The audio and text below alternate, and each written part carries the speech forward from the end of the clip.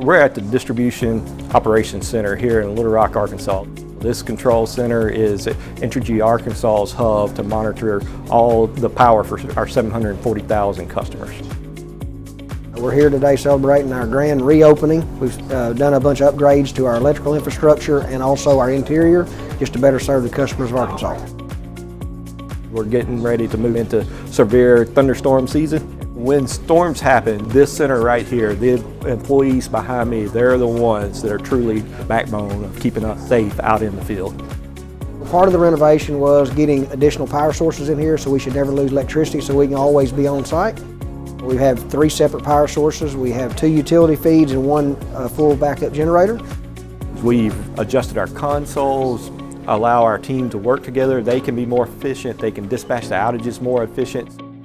We're able to monitor each individual customer's meter at all times, where in the past you had to rely on the customer call in. Now with the technology, we're able to monitor and respond in a timely fashion.